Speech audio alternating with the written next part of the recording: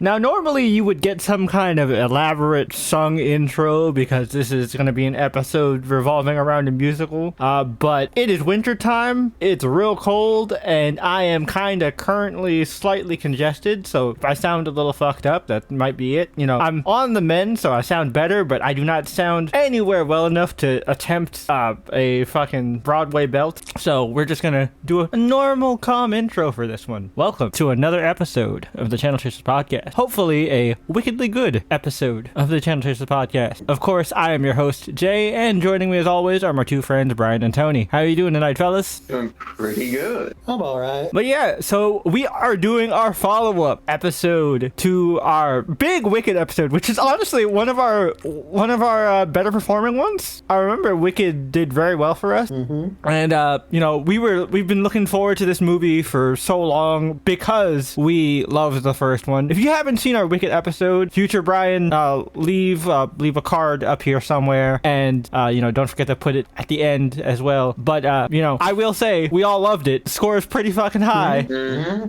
So like this sequel had a big hat to fill. Yes, and big ruby slippers. Technically silver. Hey! Because this is the musical and not the Musical and book. movie. And book in the original I know. in the original book they're silver as well. I know, but some people don't, Brian. I'm talking for the people at home. I know you know. Yeah, but some of the folks at home. Yeah, like you know, not everybody's a super nerd like us, Brian. We got to remember that you know there are casuals do exist. Yes, and we just like to get. I'm just joking. Oh my, that was a big sigh, even for a joke, Brian. My goodness.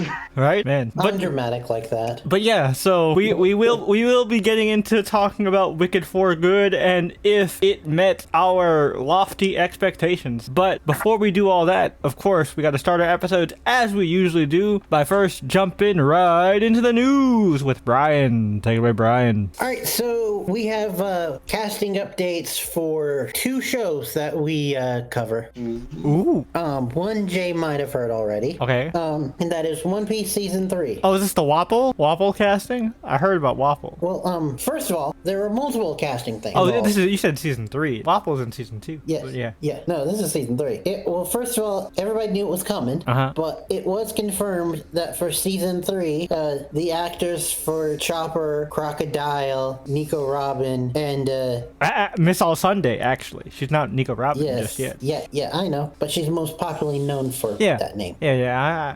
Look, as a One Piece fan, like- I had to act as the One Just Piece. like I called him Crocodile instead of Mr. Zero. Mr. Zero, yeah. Nobody really knows him as Mr. Zero. That's true. That's fair. But yeah, continue. Sorry, and then I had to get my also, actually on real quick. My bad. Nefertari Cobra. Oh yeah, King Cobra. All four of them have been announced as cast members. Okay, cool. That makes as, sense. Like, series regulars. No, that makes sense because season 3 is going to be Alabasta. I hope it's not just one season because Alabasta was pretty fucking long. And two villains were announced with their castings. Okay. Mr. One, Oh, Daz Bones. Okay, cool. and it's going to be an unknown actor. So this is gonna sound weird, but I promise it's relevant. Is the actor black? Yes. Oh, Zoro, you're not beating these allegations, my G. No, he is becoming the meme. Minority Hunter Zoro is real.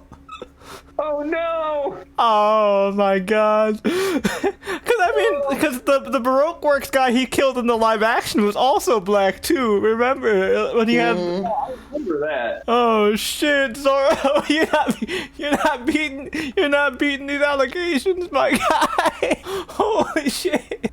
I mean, granted, like the character is brown skinned in the manga as well, but like still, my god, Zoro. Damn. If you were curious, that's what he looks like. Okay, damn it, Zoro. Okay. And the other villain confirmed is Miss Doublefinger. That makes sense. And the actress who's going to be playing her is most notably known for being that weird, creepy villain chick in the latest Dungeons and Dragons movie. Oh. Oh, that fucking necromancer red mage. Yep. No, that seems like that's a good fit. Thank you. It's a little, I you know, as One Piece progresses, I'm just wondering how it's gonna look, cause like Miss Doublefinger's powers are really wacky. It's not super wacky. She has the spike fruit, so it's like she's just very spiky. So she's like a cactus, hedgehog. Yeah, kind of. Like her hair is spiky. She can make spikes on her heels and her hands, obviously. You know, Miss Doublefinger, giggity. But yeah, it's interesting. I'm curious to see. I also am curious to see, like, cause like the one thing I'm like concerned about with One Piece, which I know like is far away from their mind, and you know whatever. But like this is a long ass manga. Like, are they gonna like eventually have to like cast different actors as the Straw Hats at some point? Like, cause like I don't know, man. This is a long ass fucking story, dog. I know that at the very least, season 2 and 3 they're filming back to back. Yeah, but you know what I mean? Like Yeah, deep down the line, like are we gonna have to get a new Luffy? You know? It's like the Harry Potter and the Percy Jackson stuff. Except the crazy thing is, if you like with the One Piece timeline, all this crazy shit that happened before the time skip is only a few months. They were only at sea for about maybe 6-7 months before they took that 2-year hiatus. Oh yeah. You're absolutely shitting me. No, it's like no, for real. The in-universe time is like 6-7 months. The Straw Hats, a meme within the community is the Straw Hats have spent more time separated than as a crew. That's crazy. Mm-hmm. Yep. That's fucked up. Yeah, no, it's wild, but it's true. That's what I'm curious about. Like, I don't expect them to ever get to like the stuff that the manga is currently at now, because like again, it's fucking thousands of chapters, literally thousands. The latest chapter that just came out was chapter 1167, just for frame of reference. Was it 68? I don't know, but yeah. But so anyway, curious, but we'll see. I have high hopes. The other one is the casting of another big character. Okay. But for a different franchise. All right. We finally know who's playing Antophilia in Wednesday season 3. Who is it? It should have been Gaga, but who is it? Honestly, I think it's better. Oh. And also, I don't think anybody saw it coming. Okay. Eva Green. Oh shit!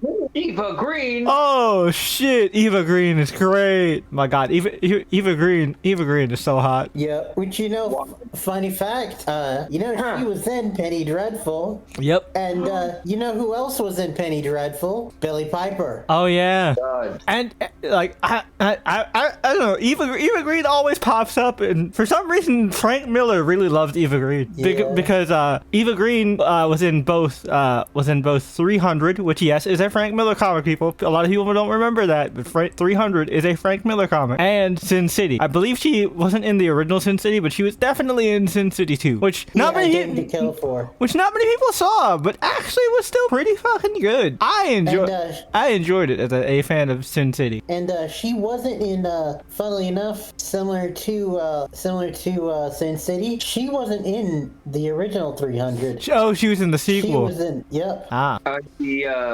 The naval battle that's connected to Thermopylae. Yep. Because it was a different battle entirely, because it took place after the 300 loss. Yeah. It took place post Thermopylae. Yeah. Yes. She played Artemisia. Yeah, because I think it took place during the latter half of the Peloponnesian War. Yeah, it would have been during Xerxes' campaign. I know that for sure. Yep. She was also in that underrated Johnny Depp remake movie Dark Shadows. She was and she was also in that what's that one with the school? She was like the headmistress. Miss Pettigrim's Home for Peculiar Things. Yeah, I remember I read that. And she was Miss Pettigrim. Yeah, I remember I read that back when me and Mimi did a book review podcast. Shout out to the homie Mimi. I remember. I think we covered that one around the time of that movie. But ever since like Penny Dreadful and that movie, she's like taken a break from the gothic scene to avoid being typecasted. She was even in that that live action Dumbo movie. I forgot that existed until you mentioned it. Yeah, But because now she's coming back with a vengeance, and apparently a vengeance against a teenage girl. Well, I mean, we don't necessarily know if she has like a vendetta. I mean, it came off as very angry towards the end, but it could be a whole misinterpretation of prophecy thing. We don't know. We'll see. Yep, but I'm excited. Oh, Either way. 100%. But that's it for the news. Okay, cool. So our next segment, of course, is Screen Time. Screen Time is the segment of the podcast where the guys and I all talk about the various rabbit holes that we have gotten in over the past week or so. And this time, it has only been a week, so there isn't too much to talk about this time. I'll start to reference our past episode. I am currently still in the Has-Been Hotel rabbit hole. I've been doing what the weird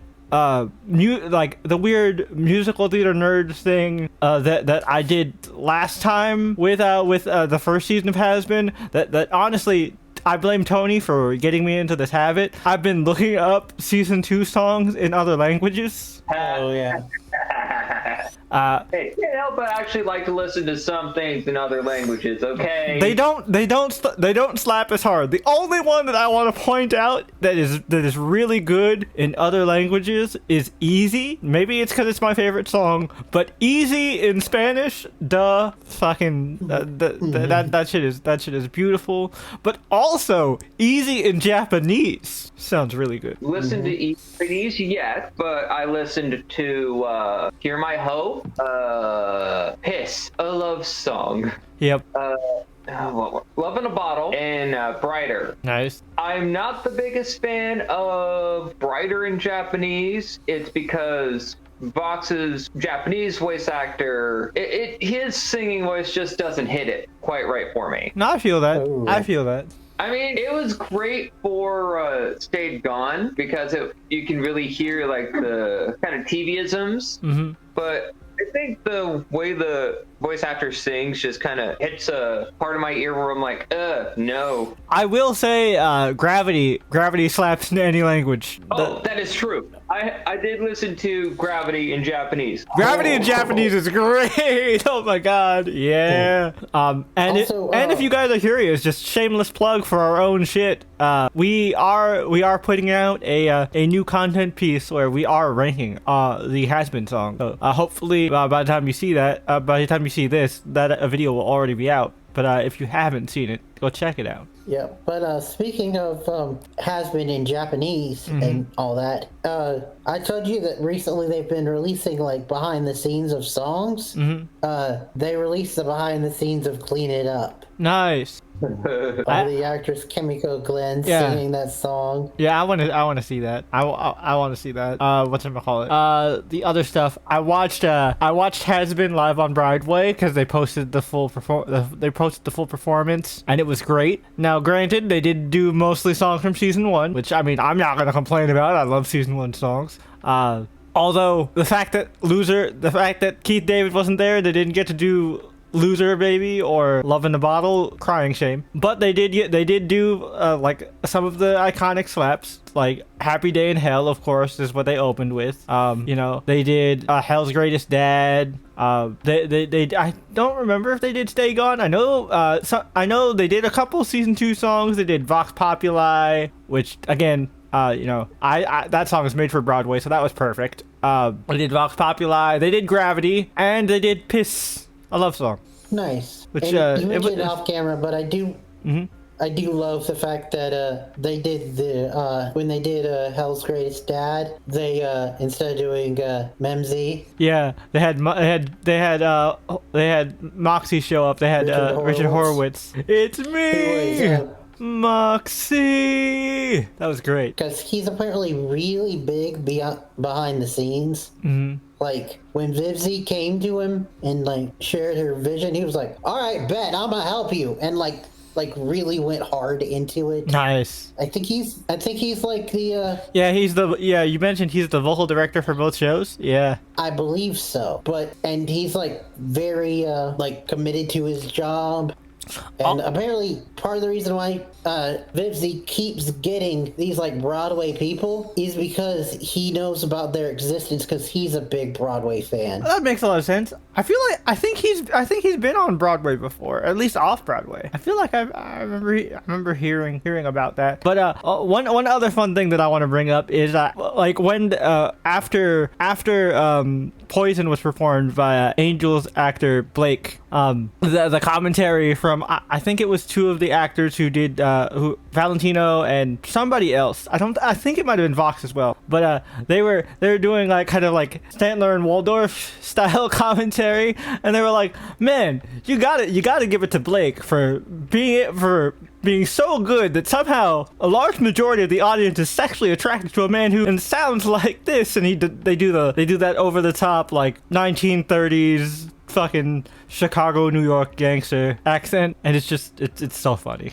Also, I loved when there's a part of the performance where like after songs they cut back to Erica, Charlie's voice actress, who's hosting the whole thing, and I forget after which song this is, but like afterwards they cut to like her and Stephanie like staring intently into each other's eyes. They look like they're about to make out, and then like once they see the camera, like, oh my bad, oh I'm sorry, you caught us in the middle of something. And like the whole crowd just goes nuts. It goes Shaggy. But yeah, it's a lot of fun. It's a lot of fun. Other than that, not too much to report. I will give. I know I did this a couple episodes ago, but I have another Horizons update. Skip ahead if you care, because I know Horizons is one of our popular franchises. We did it, gentlemen. We have the Dirge. Yes, I saw. We have the Dirge. Got it. I'm like, yes, finally. The big croc is here. Which, I mean, like, it's been hinted for a couple episodes, because the thing I really like about Horizons is like they'll actually hint at an evolution before it happens, and for the last few episodes, Crocolore's fire egg has been like moving and shaking a lot. So if you remember, if you know your Dex entries in Pokelore like a good Poke nerd, you know that's supposed to be a signifier for evolution, which they actually do show. And Crocolore is just a happy croc boy. Yep, and but Crocolore and Kilowattrel do a double battle against Drayden. They have a rematch. And first off, let me just say thank you, writers, for not putting Lucario in this fight. Kilowattrel needs more screen time. I know you guys like Lucario, but remember Kilowattrel.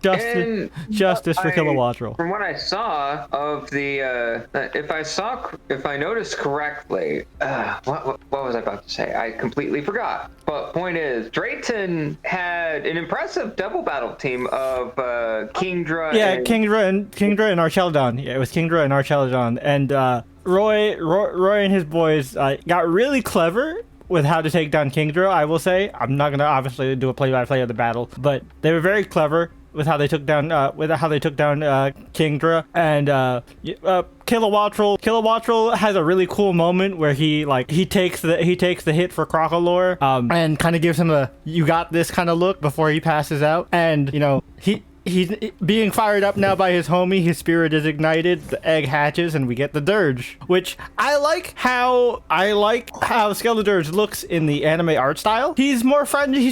He actually retains more of his friend shape still. Like in game, he has a lot of hard edges and a lot more triangles, but he looks more rounded. So he keeps a lot of that Fuecoco, Crocolore cuteness and charm that we know him for personality-wise. And him and his bird have a lot of funny, cute interactions throughout that battle. Really good stuff. Drayton is there to teach Roy to just kind of chill the fuck out. Yeah. Because that boy is. Roy is kind of intense post time skip. Yeah, our boy Roy, he is on a Traumatized. He is traumatized, but he's also just kind of, he's like especially for the first few episodes post time skip, he's like Ash on crack. Which that in itself is like a crazy statement. Yeah.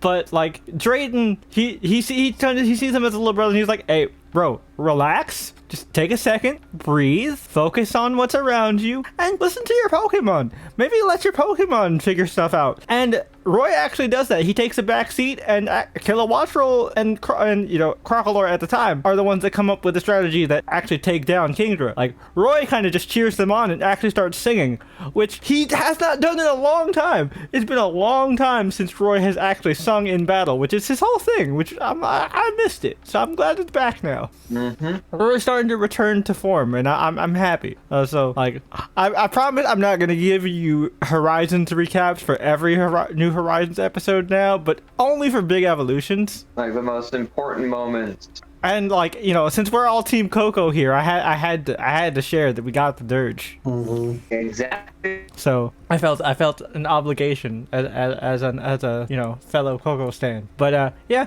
no, it's exciting. I can't wait till we get to that part in English. I want to see how Sam switches up his voice for Skeledirge. And I wonder if they're going to do something akin to the cry that is in the games, because yeah, I like that because it sounds like mournful. It fits the vibe. Yeah, and it kind of sounds akin to a crocodile's billow. Yep. Because they actually can just billow like that. But yeah, other than I've honestly been just listening to a lot of Has-Been stuff. I've hopped back onto the ranked streets of Lumiose so I can get my Chespinite, and I hate these fucking deer. They're out already? Yeah. Like the new season started a couple days ago, as of recording. So I hopped back on the ranked streets just so I can hit S and get my Chespinite, which Mega Chespin is really good. He's a fucking super tank. I might actually use Mega Chespin. I wasn't too convinced until I actually saw him in action. I was like, okay, Mega Chespin, you're actually kind of dope. Nice. Yeah, I'm going to I will see about actually getting that. Yeah. My advice to you, Tony, bring a good steel type. Sounds like a plan. Because these deer are running amok. Them deer. It's giving me flashbacks to the 2016 competitive scene all over again. I don't like it. The deer doesn't have its ability, so it's okay. It doesn't have its ability, but it has Geomancy. Geomancy is powerful. Geomancy does a lot of stat boosting, and the thing about Legends ZA is like you just have to have a target in sight to be able to do your stat boosting move. So you can get Swords Dance off within range, or a Geomancy off within range, so you can be buff and hit like a motherfucking freight train, which Xerneas hits like a motherfucking freight train. Nice.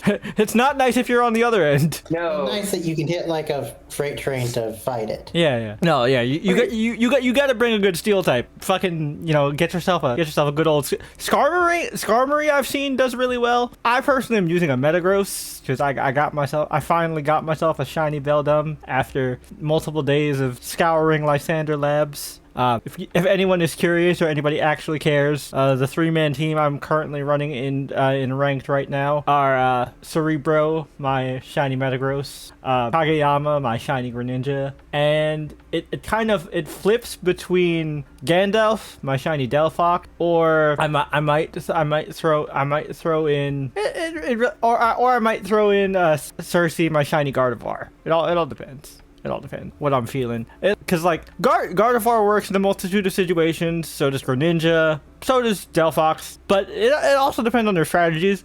I've actually started to find that as cool as Megas are, and as much as I like Megas, it is actually better on ranks sometimes. Not all the time, but sometimes, to just go in equipped with a good battle item and just use plus moves instead of Mega Ink. Now, Mega Evolving does help out because you do have those invincibility frames when you trigger the transformation, so you can use that to as a get out of jail free card sometimes. Pro tip, but sometimes just using the plus moves are equally as effective and a quick way to get some good kills, especially if you are attacking from range. Attacking from range is definitely the play. But if you build with bulk, you can definitely get up in there and get multiple kills if you want to get up in the mix. But if you want to get up close and personal, you got to build bulky. So this has been Jay's Pokemon Comp Corner. Now that's it for me. On to you, Brian. What rabbit holes have you been up to over the past week? First of all, Jay,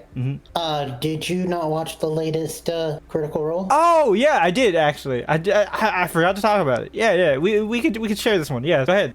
Yeah, this one surprised me because they continued where we picked up last time with the soldiers tape. Yeah, I would also surprised that it was just soldiers again. Yeah, but it's like we got them in the woods. We saw what happens if you get lost. We also see that Sam is like the luckiest person on the goddamn planet. Oh yeah. I think it was a stealth roll where everybody had to roll with disadvantage. He got a nat 20 on the on that stealth roll, which means that he rolled 2 nat 20s. Yep, which even Brendan had to look and was like, is that real? Apparently it's real. Like Brennan legit dropped his dice. He was like, wait, no, that's not real. And he's just like, he had to come up with something on the spot and was like, well, fuck it. When it's something like this, you got to do something interesting. And he did something interesting. Yeah. And also we got some more lore drops about like who the king is, King Gus. Yep. King Gus. And we also finally like they finally catch up to their target, and he's clearly just an asshole that the House Taconis is taking advantage of. Yes. Which, reminders, is the house of one of the players. Yep, Octus's house. Yeah, but we also got a little bit of fucked up lore with King Gus, where we got King Gus's loyal hounds, which I mean, is it fucked up? I mean, I think he. From what I understand, right? Like, correct me if I misheard or misinterpreted this. From what I understand, he basically brought a bunch of druids in as part of his inner circle and like really integrated druid culture and teachings into his kingdom. And so he has druids in his inner circle that wild shape into hounds, and that's why like he's got the loyal hound. It doesn't seem that fucked up to me. Oh, I thought he was forcing them to be hounds, but that could be just me mishearing. From what I heard, he embraced druid culture, like, really brought them in. They're part of his inner circle and council, and that's why they work directly for him and are like actually like loyal to him. That's why the lady that they met at the inn at the tavern was like staunchly loyal and really nice to them. Yeah. Well, we think she was nice to them. I think she was nice to them. I didn't see any ill intent there. Because she gave them a real warning. You know what I mean? She wasn't cryptic about it. Yeah. So maybe Thad again is being overly cautious, but you never know. That's personally my belief. He's kind of twitchy to begin with. I think he's just being paranoid. I feel you, but also the more and more we find out, the more and more Tyranny is like a human cat, even though she's a tiefling. Tyranny is 100% a cat. She even sleeps on people's chests. Yep. Sleep paralysis, literal sleep paralysis demon. Like she did it at the Tayor this session. Yep. Who is the literal cat man? Yep. He is lion folk. He's big lion man. Yep. The lion and yep. I love the cat man. They are big. Yeah. Thimble is kind of going through it this episode. Thimble is always going through it, to be honest with you. Like, yeah. Yeah, Thimble is always going through it. Yeah. For those who forget, just in case you need a reminder, Thimble is Laura's character, the pixie. Although she not this episode, but the previous one that we talked about before, she kicked ass in that last fight with her fucking toy sword. Yeah. So indeed. Since you guys are very much far into this season, since you guys know me well, what character do you think I would gravitate towards the most? See, Honestly, I'm torn between two. And Brian, you could tell me if my read is correct or not. I'm torn between two right now myself. Yeah, I think you would either be. I think you would either really be drawn to Wakander or Cadigan, because Cadigan, I think. Because Cadigan definitely represents your more edgy emo side. Oh, right. I have an edgy emo side. Yes, you have an edgy emo side. Yes, you have an edgy emo side. Don't you remember when we watched Morbius? We were like, "Oh, this is what happens when two Tony characters fight each other." Yes. Okay. Yeah. Okay. Now I get it. And for those that don't remember, Cadigan is Robbie Damon's character. Yeah, he's the ranger is with the wolf companion. Yeah, he is a human, as far as we know, human ranger, but he's like an outdoorsy wolfman who's like a lot of the times drunk. And also just straight up doesn't give a fuck, which is very Tony coded. I respect Except that. for when it comes to very specific things. Which that is very we don't Tony know. coded. But I was also gonna say, just like, I don't know if Tony would gravitate towards the character, but another character that I think that Tony might be like a Tony character of him playing is Octus. Oh, Octus is what I see kind of like that. That kind of reminds me of like a Tony impression of a Brian character, kind of like Colin. Yeah. I could see that. Another character I think you would maybe not gravitate towards, but I think you'd like Murray a lot. I really like Murray. Murray's fun. Murray is a dwarf variation. sorcerer. Wizard. Oh, she's a wizard? Oh, yeah, right. She's a wizard. Yeah, she's a wizard, not a sorcerer. She's a divination wizard. Divination wizard. But plays the divination more like fortune tellery. Yeah, it's more like prophecy, tarot, kind of. Not necessarily tarot, but I'm using tarot as an example. Yeah, she specifically doesn't do tarot. Yeah. For a reason. Yeah. Which if you watch Mighty Nine, you'll know why. Because there's another character who is really big into tarot. But she's more like the fortune teller side of the circus. But her and Bolaire, which are Taliesin and Marisha's characters, they really went ham with flavor text and fluff, and it is really cool. Bolaire, I think, is a character Tony would like aesthetically. Yes. Aesthetics. I'm not going to spoil too much about Bolaire's aesthetic, because his aesthetic is a big part of his character, and there's a big reveal referring to how he looks. He is a warlock who can summon glass blades. Yep. And he is the curator of this arcane museum item. Yeah. But yeah, I'm excited to hear your thoughts when you eventually give it a listen. I think you'd really enjoy it. Yeah, and the 13 players thing is a lot less confusing than you would think. Now I've only listened to 2 episodes of Mighty Nine, but in terms of the actual podcast, not the Prime animated series. Yeah. But as far as I can tell, campaign 4 seemed a lot more cinematic. Oh yeah. In terms of its framing and storytelling, and I like Mighty Nine, but I definitely think 4 is a much more cinematic experience, especially with how Brennan structures it with cold opens and those fucking break cliffhangers, man. Fuck you, Brennan. Oh yeah, indeed. This one was really tough, which it was really cool because he handled a dual story cold open really well. Yep. Between Bolaire and Murray. Yep. Which, Jay, she's definitely going to try to steal that sword, isn't she? 100% stealing that sword.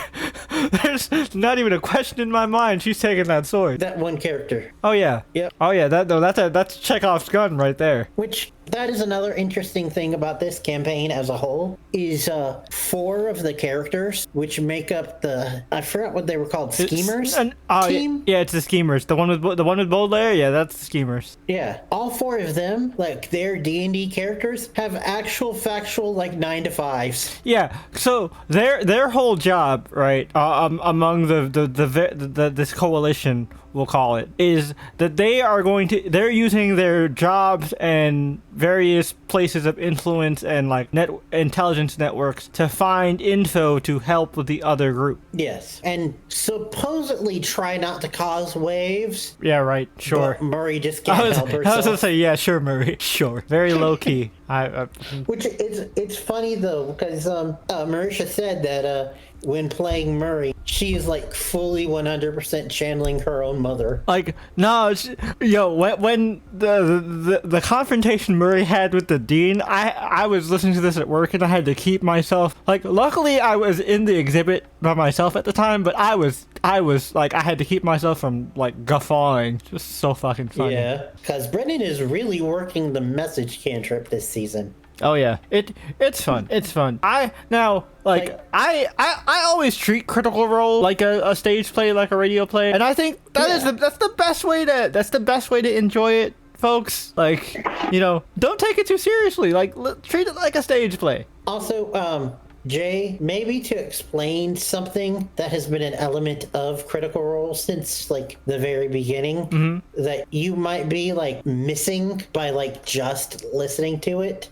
There has been a tradition that since like the very beginning, Sam has used mainly drinking implements to like give jokes. And he will have each campaign, he will have a specific drinking thing, and then he will use it for like putting on it like gags and stuff. Okay. For campaign 1, it was your classic like tankard, like the one with like the like flip top. Yeah. But it was oversized to represent Scanlan is tiny, being yeah. a dwarf. Yeah. And then with Not, his campaign 2 character, it was a flask, but it was an oversized flask because goblin. Yeah. And then for campaign 3, where he was the robot FCG, it was a gas can. It was like an actual factual like square gas can that he had repurposed as a drinking vessel. But it's always like written on it is like some message or like an image or something. Like, and so if you ever hear like them reacting to something and they don't comment on like what it is, like in this last one, Brennan was like, "How did you know? How did you know?" Okay. Because for this one, because Wikander comes from money, his thing is one of those big fancy chalices. Yeah. And he just put like the image or something on the bottom of it. I have seen that, because so I listen to it for the most part, but because I like I usually start the episode in like the middle of my shift, around like right before my lunch break. By the time my shift is over, I get to watch at least the last 30 minutes. Oh, okay. Yeah. So I listen to a good chunk of it, and then I get to watch the last half hour. All right, but yeah, Sam will openly have gags like that. Okay, cool. But speaking about Mighty Nine and all that, well, I've been continuing my like re-listen, and we're coming towards the end of the pirate arc. The last episode that I listened to, this will only make sense if you know what it is. It was the episode of the Happy Fun Ball. Oh, side note, since you have Beacon, have you been watching those like Mighty Nine like behind the scenes type things that they put out with the episode? Because I know they put those out on Beacon. Not yet, but I will. But yeah, in this last like episode of the Mighty Nine Listen, it actually featured like honestly one of my favorite guest characters of the Mighty Nine, and that is Twiggy, who is a gnome girl that is kind of like a mixture of Not and Jester. Huh. And played by Deborah Ann Wolf. Oh, shit. Yeah. I heard she has her own TTRPG like type podcast going on. She just started it. Cool. And she got a lot of big names involved with it. But yeah, she's worked with Critical Role before. Nice. There's a whole like story behind like why it took her so long, and they've been wanting to get her in since the beginning, but I won't go into it because talking on for too long already. But I will say that I am watching the Mighty Nine show, and I have now seen episodes 3 and 4. And episode 4 is where we get the interrogation scene that was part of the trailer, sneak peek that they released. And it's very interesting to see they are taking some massive drastic changes with the story but it's helping to tell a better story, but also a darker story. Interesting.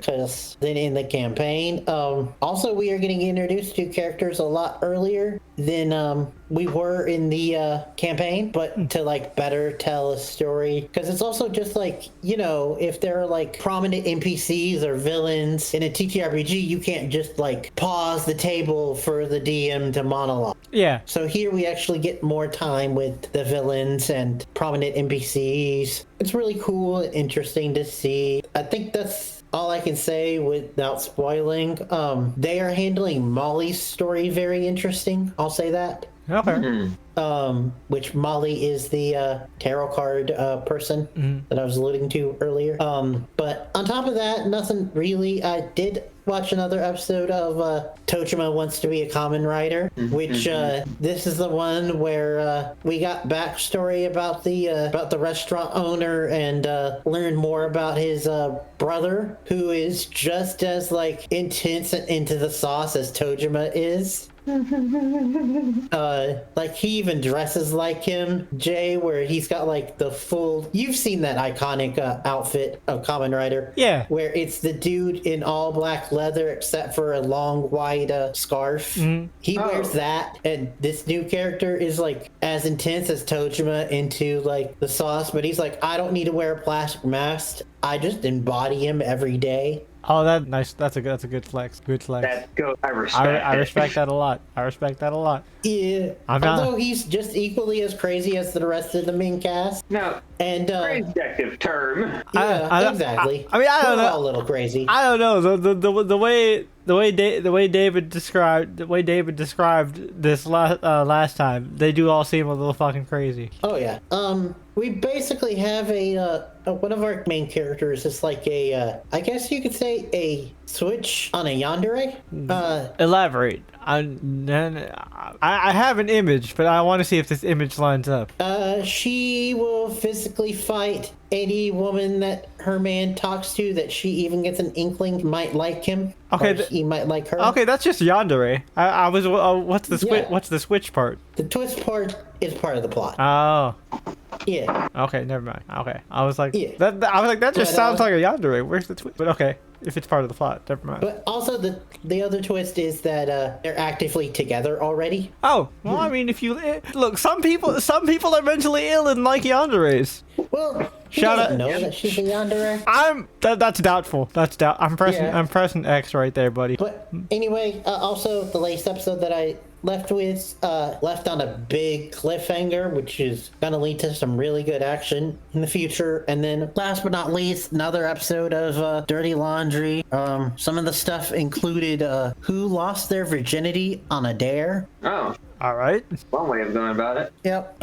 Then who spent $1,200 on a friendship? Like basically- they bought the friendship, like they bought their friend. They bought a friend? basically, Is that does that count as prostitution? Well, basically, what ended up happening was that it was an MLM, and they thought they were being they were buying in to be their friend. But they were actually roped into a pyramid scheme. Got it. Oh. Yep. And then last one is whose mom was an accomplice to an armed robbery. Oh shit. Damn, Mom. And the way he tells the story, no, it wasn't just like accident. It was on purpose. It was basically this guy's mom and aunt were at gunpoint. And his mom came up with the idea of, hey, look, we're broke, so we can't really give you anything. So what if we hang with you until you can see someone who has more money? And we help you So rob you them. look less.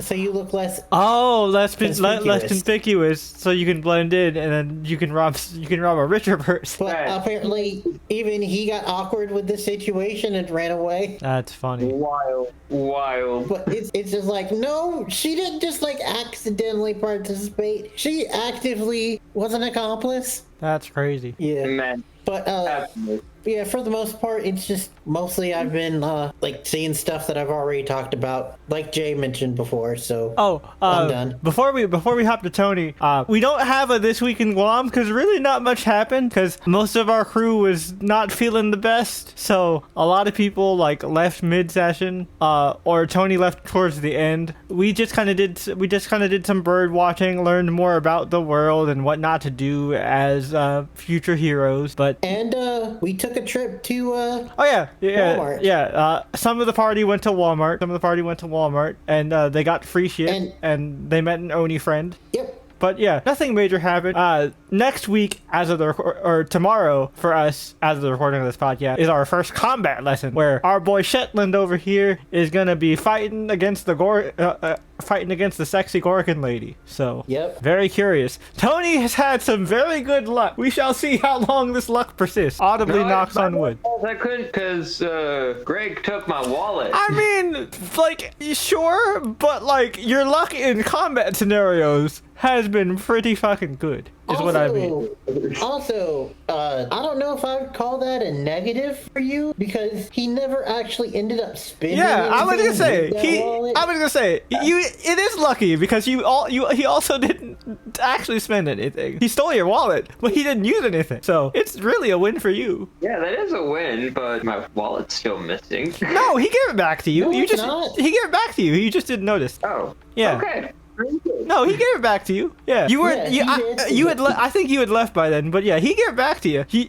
But he rolled so well that you didn't notice that he just slyly put it back in your pocket. And he rolled so well that nobody else noticed. Yeah, exactly. Oh shit. Yeah. So yeah, he's got max dots. He's got max dots on subterfuge. So like, it's gonna be hard for us to notice him doing sly shit. But it's just Greg doing Greg things. I was like out of it. Holy. Yeah, I mean, no, in character we were just locked in training. You and I were just getting our workout on while the others went to Walmart. And the other stuff in terms of Guam. Am I missing anything? No, we did. We covered the Walmart. We covered. Me and Tony went to y'all's. Tony's character taught my character a little bit about horseback riding, so that was cool. Taught you how to I also very well, might I add. Yeah, very well. We both rode very well. Pause. The other thing, and I'm bringing this one back just in case you guys forgot, but some of us went to work. Yep. And I got a job. Yeah, that's why I pulled out the work song. See, if you've been around for a long time, you'll know where that one came from. No, I was just pointing it like that because a good chunk of people had a job already, and then I was like, "Hey, I guess I could use the job." Yeah, not all of us are made of money like Colin, so we had to get jobs like mere peasants, Shetland Pony is from money. He is from money. Now, Greg just looks at us and does Greg things. He has other more illicit means of getting into cash. We'll say. Yep. Nobody says anything, but we can see. But we love Greg though. We love Greg. Everybody loves Greg. Yep. But yeah, that's our quick Guam update. Not too much happened. We'll have more to talk about next week for sure. Before we jump to Tony though, I do want to quickly talk about something that I haven't had a chance to bring up because I haven't gone through my whole pile of comics, and I'm probably not gonna make a full comic chaser video because I have so many fucking comics to talk about. But I want to quickly talk about Batman Deadpool, the sequel to Deadpool Batman, the DC side of the Marvel DC crossover, which, good news everybody, it sold so fucking well that this is going to be an annual thing. Nice. They're doing one next year, and next year do Spider-Man Superman. The classic. Yeah, boy. It's gonna be Spider-Man Superman on the Marvel side, Superman Spider-Man on the DC side, obviously. Now Batman Deadpool was written by one Grant Morrison, and boy, oh boy, if you love Grant and you particularly love their Animal Man, he very much leans into his Animal Man bag, especially because Deadpool is, of course, a vehicle of meta humor and being able to kind of break the metaphysical boundary of the fourth wall and the pages. So he leans into a lot of talking about his own lost work, and for both Deadpool and for Batman, especially for Batman, of course, because he has a historic run on Batman.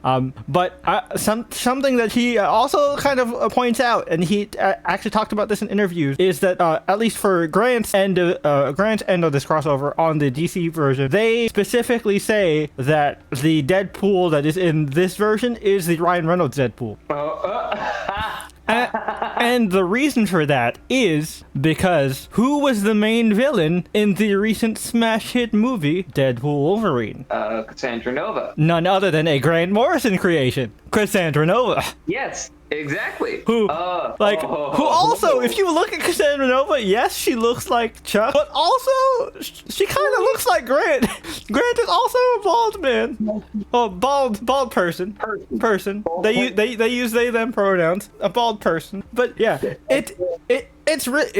main story is really strong. I really like it. So I don't want to do a Marvel versus DC thing, but like in terms of enjoyment factor, I think on the Marvel side, the main story was good, but I think the better part of the Marvel one was the backups, like the short stories. Whereas on the DC one, the main one is the strongest. The backups aren't as good. Some of them just felt kind of random, like Harley and Hulk. Who the fuck asked for that one? Even as somebody who, is a Harley fan, I don't like this version of Harley, like this Deadpoolified Harley. And her teaming up with Hulk made no sense. The only crossovers short stories that I liked from Batman Deadpool was the Wolverine Nightwing, and the Wolverine, of course, being Laura Kinney. They teamed up, they talked about their dads, and Laura had this moment, it's like, so what can you do? It's like, and I love Nightwing's response when she said, what can you do? What are your powers? What's your thing? And then she says, what can you do? He says, I do the best I can. And I'm like, yeah, that's a Nightwing response. And she goes, oh my god, don't tell me you're just a guy. Now I'm gonna have to protect you. And then when they go after Killer Croc, because the premise is that Killer Croc has stolen Jonathan. If you don't know who Jonathan is, little quick lore, Jonathan is Gabby's pet Wolverine. Oh. So they had to go rescue Jonathan because he was abducted by Killer Croc. So Gabby and Laura go into the sewers of Gotham to try and get Jonathan back, and Nightwing ends up helping out. It's really fun. I like their banter. Obviously, Tom Taylor has written for both characters, so he has a great grasp on both their voices, so that was really fun. But probably my favorite backup story of the DC one, which feels like this is just, how when you're a kid and you write a crossover story, it's just all the cool shit vomited up at once, right? Like, I want this character to fight this character, and then they're fighting these two characters, and it's just awesome, and explosions,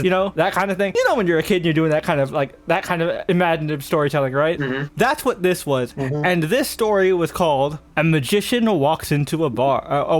A Magician Walks into a Universe. And this crossover was written by, let me get the credits, Scott Snyder, Joshua Williamson, and James Tynion IV. And it is a crossover between one John Constantine and Dr. Stephen Strange. But wait, there's more. Because now the reason John crosses over to the Marvel Universe to go seek out Doc is because he needs help fixing stuff because their universes are blending together, and they need to stop it. And so forces from each universe are kind of clashing. And you know what forces are clashing? So Mephisto and Neron are fighting each other. Oh, it's been a hot minute since we saw that guy. Yeah, and for those of you guys who aren't huge DC nerds, Neron is one of the many DC equivalents to the devil, but he is most directly pointed to when you're not talking about Lucifer Morningstar himself. He is the second closest to the devil, even though Lucifer is the actual one. But semantic. And also the coolest thing I think that I was like, I'm glad you got somebody to draw this. Ghost Rider and Swamp Thing fight each other. Sick. It's so fucking cool, dude. It's so fucking cool. And you know, Scott has a legendary run on Swamp Thing, so Scott knows Alec. Oh, that sounds sick. It's awesome. So I know you in particular, Tony, would love the fuck out of this story. You should pick up a copy. You should pick up a copy. I need to. Like you should get both the Marvel one and the DC one. I'm sure the Marvel one has had several reprints by now, so you could probably find it somewhere. But yeah, people, if you love Marvel and DC, you should get Batman Deadpool and Deadpool Batman. It's really good. I enjoyed both, and I am so glad this has become an annual thing. I as someone who loves both companies, I'm glad we can finally just stop this whole Marvel's better than DC, DC's better than Marvel type thing. Now, I think it always shifts for me because as the years go by, I think certain companies make better decisions line-wise for storytelling than others. Like, I think right now Marvel is in a good place, but I think DC is more cohesive because I feel like DC currently has, because they have Snyder and Williamson as consultants, they have a much more unified vision for the universe as a whole, whereas Marvel kind of is doing their own thing in several places, and it feels very disjointed, but there's still a lot of good stuff going on in Marvel, but just in pockets as opposed to the universe as a whole. So definitely check that shit out if you're a comic fan. Fucking it was awesome. That backup story alone was worth the price of admission. But Batman Deadpool, the main story, was also very, very strong. That was very, very strong. But I think the Marvel one has better overall short stories. Like they had Jeff Crypto, all the good ones. Also, they do have some crossovers that are exclusive to the comic apps. I believe, I don't know which one is which, but I know on one of the apps they have Thor Shazam. Makes total sense. And I don't remember the other one off the top of my head, but I know Thor Shazam was one of them. That was an exclusive crossover on the one of the comic reading apps. I don't know if it was Marvel Unlimited or DC Unlimited or DC Infinite.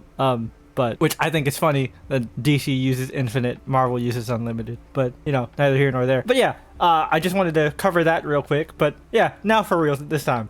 What rabbit holes have you dove into this week, Tony? I've been on a real Silent Hill kick since I've been looking into Silent Hill 2 remake because I've been playing that. And you've been playing F as well, right? Or no? Oh, you've just been looking into lore on F. Yeah, because F is fascinating since it's the only game in the franchise, to my knowledge, that takes place in Japan. And one of the things I find the most fascinating about F entirely, because it is a commentary on conformity during 1960s Japan.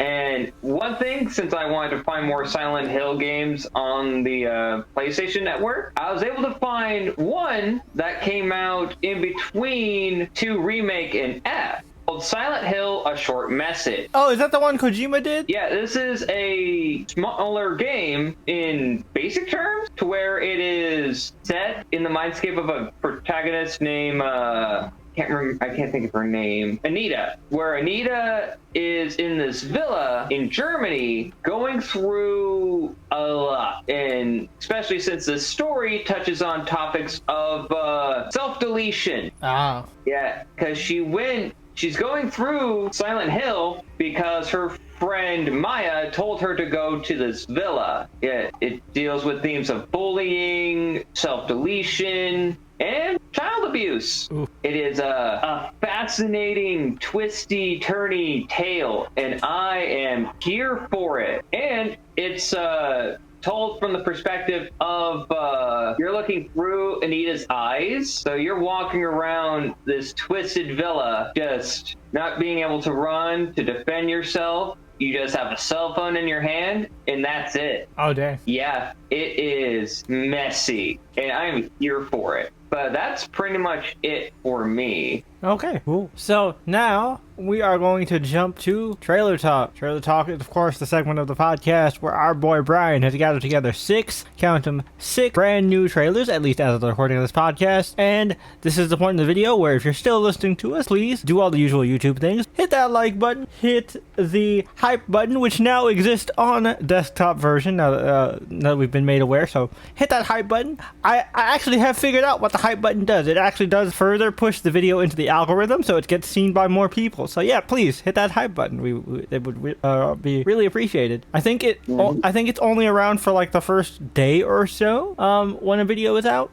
Maybe it's like the first week. I don't know the exact time frame, but if it's around there when you're watching this video, hit that hype button. Don't forget to do the usual like and sub. And remember, folks, we may not respond, but we may not respond right away, but leave your comments.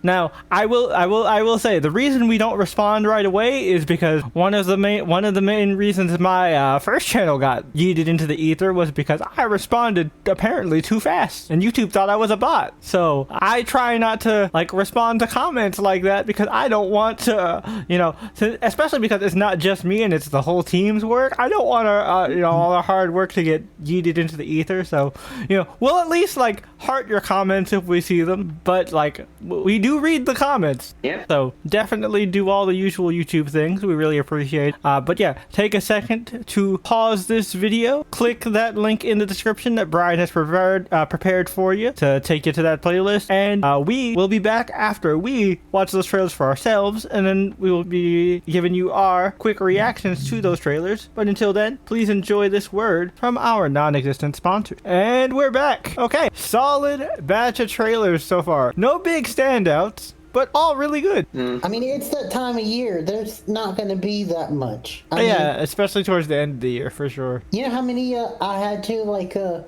jolt around crappy horror films because for some reason everyone likes to dump their horror films that they don't think will do well in January. Because it's like it's the beginning of the year. That makes a lot of sense. So speaking of horror movies, I actually think this looks promising. Yeah, it's just basically adapting Silent Hill 2, but in live action. Yeah, and it looks much better than the other attempt at Silent Hill 2 that they did years ago. Which the funny thing is it is the same director as the last Silent Hill movie. Oh, really? It's produced by the people who did Terrifier, Terrifier 3. Okay. And that's not. When I say the last Silent Hill movie, I mean he did do the original Silent Hill movie. Oh, I didn't like the first Silent Hill movie. The 2006 one? Yeah, I did not like that one that much. But this one does look promising. It looks like a more faithful adaptation. Mm-hmm. I am curious. It is getting Konami's stamp of approval, so hopefully it's good. Yep. But yeah, not really much to say about it. I mean, like I said, it looks promising, but not too much to go off of. Yeah, it's starring the dude from Warhorse. Yes, I had to. Oh, shoot. What? He's also apparently playing Alan Scott in... in Lanterns? Interesting. Supposedly. Cool. Did not know that. That's cool. But, so maybe flashback Alan Scott? Oh, okay. Maybe. Yeah, because isn't the premise that he was murdered? Or at least the rumored premise? Yeah, that is the rumored premise. Okay. Really? The Golden Age Green Lanterns just getting axed like that? Man. Yeah. Crazy. It's gonna be. Yeah, that's the rumored premise is that he gets murdered and John and Guy are tasked with investigating it. Or you mean John and Hal? I said Guy. I meant Hal. I don't know why. Yeah. I said Guy because I was like, this is set in the Gunverse, and I immediately thought of Guy. Guy is gonna play a prominent part though, but the stars are Hal and John. Yeah, Hal and John. And they've described it as being True Detectives-esque. Yep. It's supposed to also have elements of hard traveling heroes because they're gonna be traveling like around the country in these small towns and shit. But yeah. So that's it for Silent Hill. What was next on the queue? Was it the Brat movie? Yep, The Moment. It looks funny. It does look funny. And I actually really did like the Brat album. I think I talked about it on the podcast once when it first came out. Yeah, you did. Charlie XCX had a really good album this year. I'm kind of curious to check it out. Can't be any worse than the Weeknd's thing. I'm still not gonna Still not gonna let that go. Also, that trailer almost gave me a seizure. Jesus. Oh yeah, that's a yeah. Definitely. If you have epilepsy, if you like Charlie XCX but have epilepsy, don't go to this movie. There's a lot of flashing lights. At least if the trailer is any indication, there's a lot of strobing. Oh yeah, indeed. Powerful. But yeah, this is apparently written by Charlie. Nice. Yeah, the humor seems very British, which makes Apparently sense. It's based on an idea that Charlie had, but it's being written by the director, who is a common collaborator with Charlie. Ah, okay. So But yeah, it's A24. It's a mockumentary involving around Charlie and the Brat album / Brat Brat tour. Yeah. Yep. And if you know Brat, like the whole thing and why Brat was such a big trend / movement, it was like this whole kind of embrace your mistake, be the crazy party girl, coked up bitch. You know, enjoy your youth and crazy days while you can, kind of thing. That's the vibe. That one girl at the bar. Yep. Also, apparently, Alexander Skarsgård is in it. Okay. Weird flex. All right, bro. Go on. Also, Kylie Jenner. Oh. That's not as weird of a flex.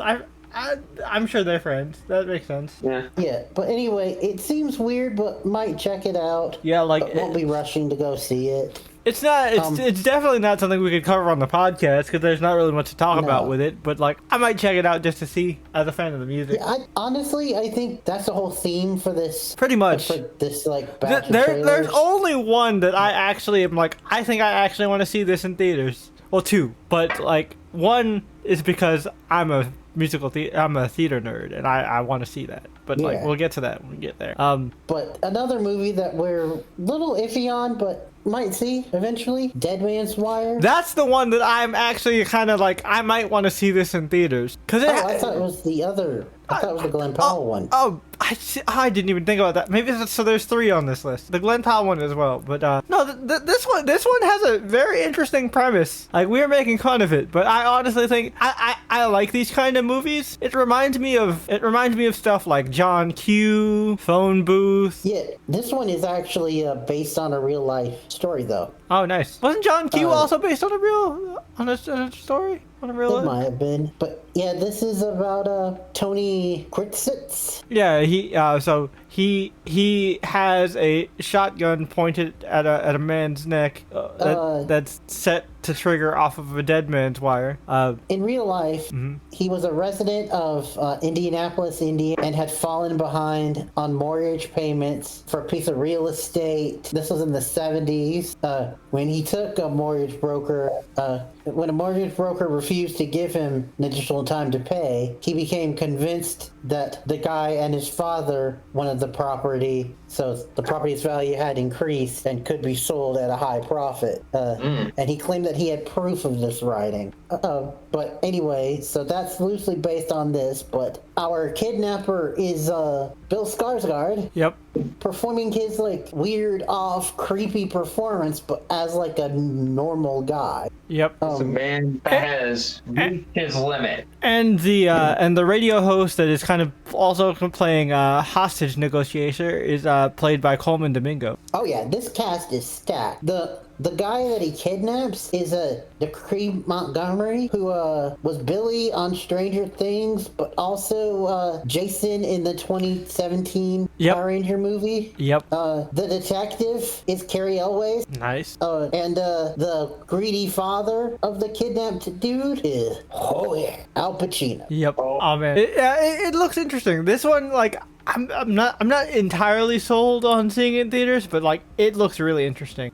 But another one that I'm looking forward to is How to Make a Killing. Yeah, this one is interesting. What I compared it to when we were reacting to it was it feels like not one for one, but it feels like vibe wise a Count of Monte Cristo meets American Psycho. Oh yeah. Cause he's like it's not full on vengeance, but through greed he is getting what this character feels like he is owed after his mother was disowned by her rich family. Yeah. And like the vibe he gives off is very Patrick Bateman, especially Christian Bale's portrayal of Patrick Bateman in the movie. Oh yeah.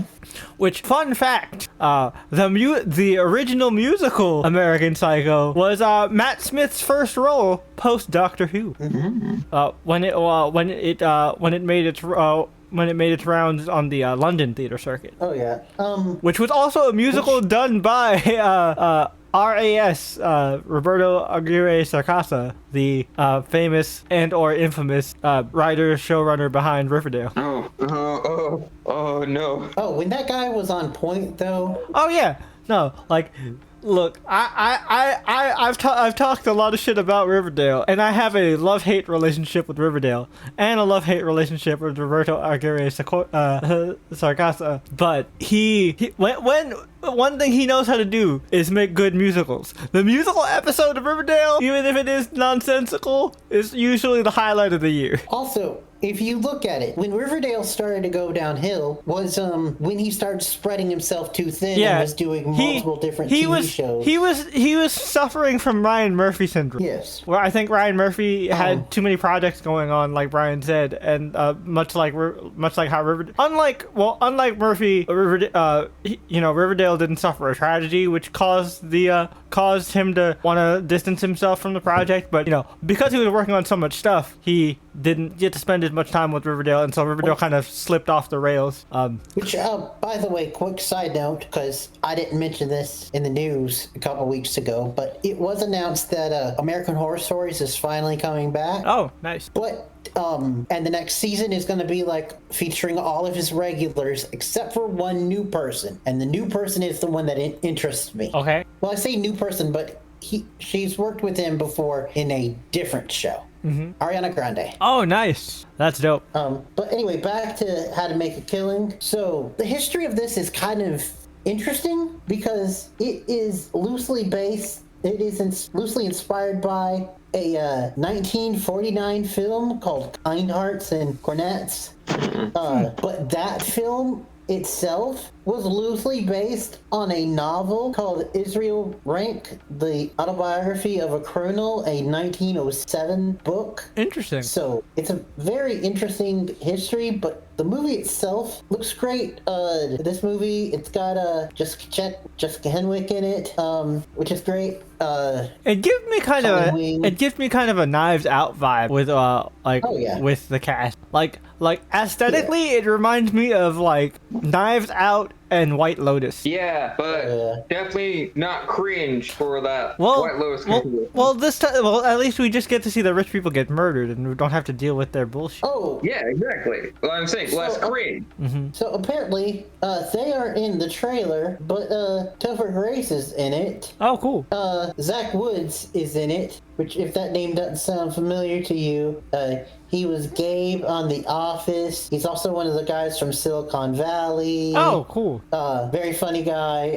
Also, the patriarch of the family, Ed Harris. Oh, shit. Yeah, that's kind of something you would think you would put in the trailer, right? He's probably the biggest. He's probably the biggest name on the cast. But what was in the trailer is a current rising star of Hollywood, playing his childhood best friend, Margaret Qualley, who really gained popularity for The Substance. Yeah, she played the younger Demi Moore, right? Yeah, but she's been in a lot of things, and I was really surprised when I found out who her mom. Oh, Andie MacDowell. Oh shit. Like 90s rom-com queen, was the love interest in Groundhog Day. Yep.